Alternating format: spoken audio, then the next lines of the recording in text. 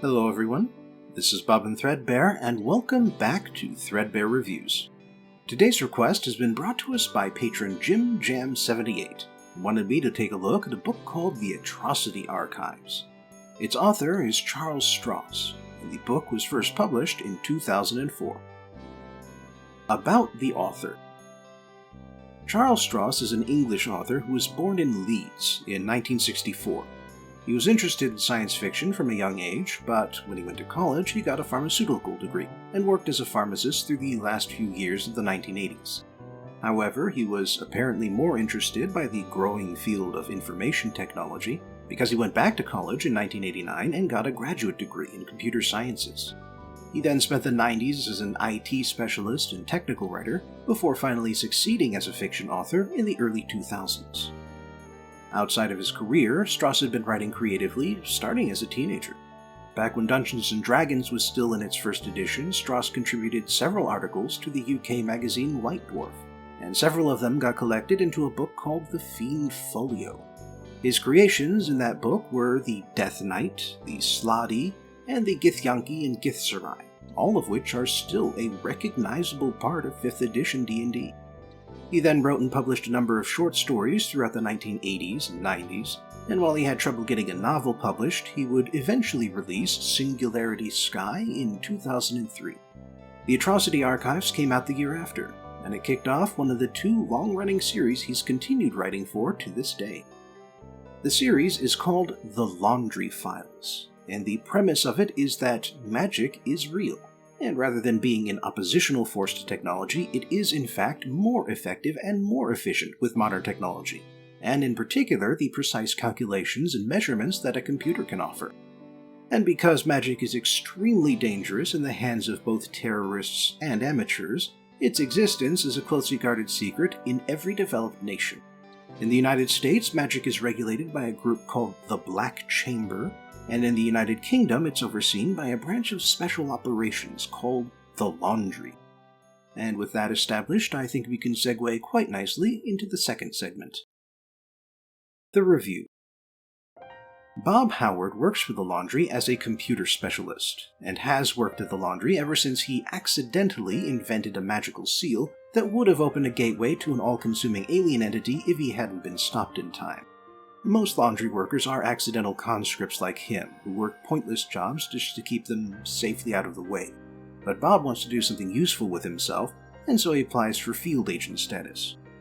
His first big job after becoming a field agent is to extract a UK citizen named Mo, short for Dominique, from California. But things get complicated when she gets kidnapped by a group of Iraqi spies who are working with an old necromancer from the German SS. The story takes place before the fall of Saddam Hussein, incidentally. Things only get more complicated after that, and Mo ends up kidnapped again, but in the end, Bob figures out that an entropic being called a frost giant is behind everything, and successfully stops it from entering our world and thus bringing about the heat death of the universe. And since the Atrocity Archives is a relatively short novel, the book also includes a second novella called The Concrete Jungle. In it, Bob discovers that the UK camera network has been set up to use the Medusa effect. The Medusa effect causes an observed entity to convert 1% of its carbon atoms into silicon atoms, and this conversion causes the target to partly turn to stone, but mostly just explode into flames. This project, codenamed Scorpion Stare, was set up to prepare for some big possession event, predicted to take place in 2007. But now some bad actors in the Laundry have co-opted it to try and perform a bloody coup d'etat within the division. But they fail, partly thanks to Bob's efforts, and as a result, Bob no longer has to deal with his terrible co-workers from the first story. In the preface to the book, a friend of the author explains that Stross is unusually descriptive for a science fiction author, much like William Gibson. And I have to admit, while I would give Gibson the award for best cyberpunk/computer science descriptions, Stross is a lot better with that kind of language than many other cyberpunk authors I've come across. Not that this series is cyberpunk exactly, but it does share a lot of common elements. Aside from that, the Atrocity Archives also makes a point of giving the reader a full picture of life in the civil service, and not just the exciting aspects, like jetting off to exotic locations and rescuing damsels in distress. The book does include those parts, but it also includes meetings with accountants who complain about budget expenditures, clueless coworkers who can never figure out how computers work, unnecessary training seminars that are only attended to maintain the department training budget, annoying roommates you have to live with because of security clearances, and girlfriends who are impossible to live with because she's polyamorous while he wants an exclusive relationship. As a result, we get a novel that combines office politics with cosmic horror. Or to put it another way, it's a juxtaposition of an arena where everyone carries themselves with more self-importance than they deserve, and an arena where human importance and even human life have no meaning at all. As such, it's not just an example of dry British absurdism, it's also an exercise in perspective, something I think a lot of people are sorely in need of.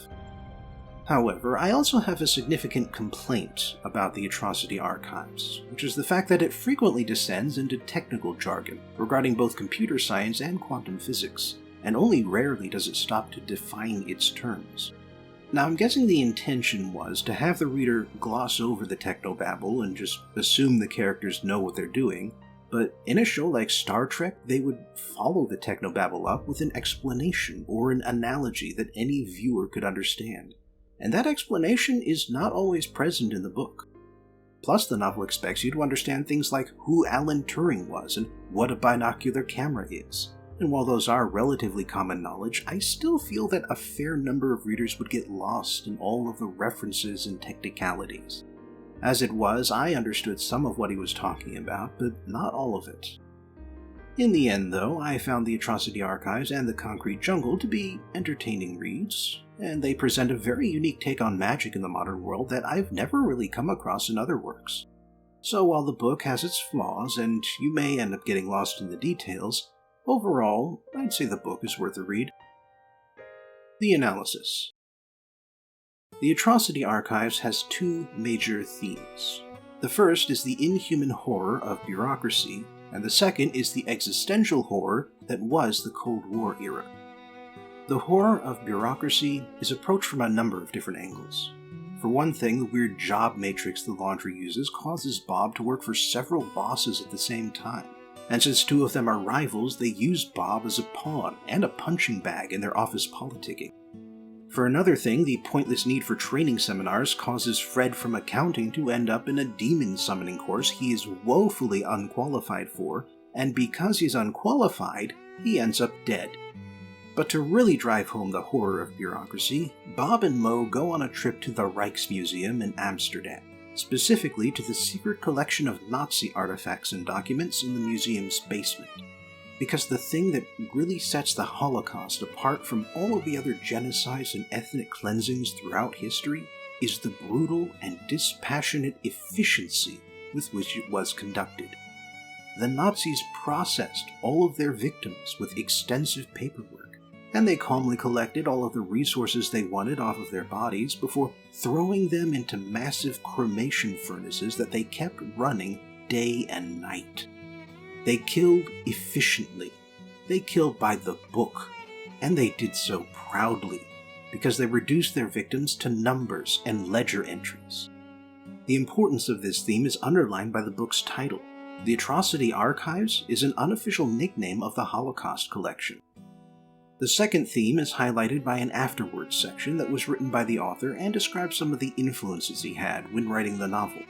Something he mentions is that living during the middle and late periods of the Cold War era was like living with a constant sense of cosmic horror that was far scarier than any Lovecraft story because it was real and very present. One overzealous politician, one poorly worded order, and all of the world would burn. Or at least so it seemed. So what the Atrocity Archives presents is a situation where the stakes are similar, but the nature of the threat is more esoteric and distributed.